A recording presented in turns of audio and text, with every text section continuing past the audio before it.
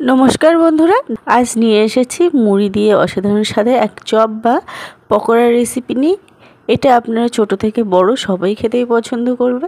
তবে চলুন বন্ধুরা দেখে নিই কীভাবে বানালাম এই চপের রেসিপি বা পকোড়ার রেসিপি। তো এর জন্য প্রথমে একটা পাত্রে আমি প্রথমে জল নিয়েছি আর কিছু পরিমাণ মুড়ি এই জলের মধ্যে দিয়ে দিলাম। মুড়িটা এবার ভালোভাবে ধুয়ে নেব, কারণ অনেক সময় এর মধ্যে অনেক বালি থাকে, নোংরা থাকে। তো এবার একটা পাত্রে আমি মুড়িটা তুলে নেব।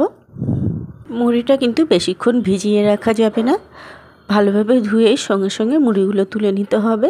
তারপরে এই মুড়ির মধ্যে আমি দিয়ে দিলাম 2 টেবিল স্পুন মতন চালের গুঁড়ো আর 2 টেবিল বেসন।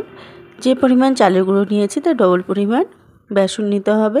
আর দিয়ে দিলাম 1 চামচ কালো জিরে আর 1 চামচ লবণ স্বাদ মতন, আর অল্প একটু হলুদ গুঁড়ো। আর এর মধ্যে দিয়ে দিলাম 2 বড় সাইজের পেঁয়াজ কুচি আর কিছু লঙ্কা কুচি। এবার সমস্ত উপকরণগুলোকে ভালো করে আমি মেখে নেব। এখানে কিন্তু আমি কোনো জল ইউজ করব না। প্রথমে ভালোভাবে মুড়ির সাথে উপকরণগুলো মেখে নেব। জল দিলে কিন্তু একদম নরম হয়ে যাবে। তো প্রথমে মুড়ির সাথে সমস্ত উপকরণগুলোকে মেখে নিতে হবে। আর যদি মনে হয় যে এটা জলের দরকার আছে, তো সামান্য একটু জল দিয়ে সমস্ত উপকরণগুলোকে মেখে নিতে হবে। দেখুন দলা দলা হয়ে যাচ্ছে। সমস্ত উপকরণকে একটু শক্ত করে মেখে নিয়েছি। এরপর ছোট ছোট বলের আকারে লেচি করে নেব।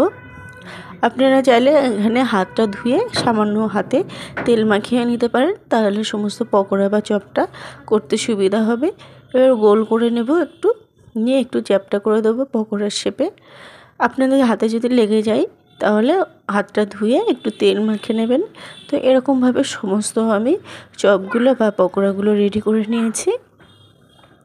এদিকে একটা কড়াইতে আমি সরষের তেল গরম করে নিয়েছি। আপনারা চাইলে এটা সাদা তেলেও ভাজা করতে পারেন। এবার তেলটা গরম হওয়ার পরে সমস্ত চপগুলো বা পকোড়াগুলো আমি দিয়ে দিলাম। আপনারা চাইলে এখানে অল্প অল্প করেও ভাজা করতে পারেন। তো সমস্ত চপগুলো আমি একসঙ্গে দিয়ে দিলাম। এবার একটু উল্টে পাল্টে নাড়িয়ে চাড়িয়ে দেবো, আর উপর থেকে একটু তেল ছিটিয়েও দেবো, তাহলে উপরের অংশগুলো ভালোভাবে রান্না হয়ে যাবে। তো নিচ থেকে যখন একটু হয়ে আসবে, তখন এগুলোকে উল্টে দেবো। দেখুন এগুলো একদম কালার হতে শুরু করেছে, একদম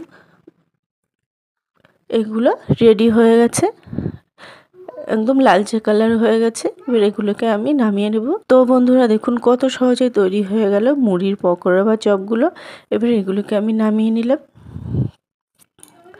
তো রেসিপিটা আপনাদের কেমন লাগলো অবশ্যই কমেন্ট করে জানাবেন। ভালো লাগলে লাইক শেয়ার করার অনুরোধ রইল।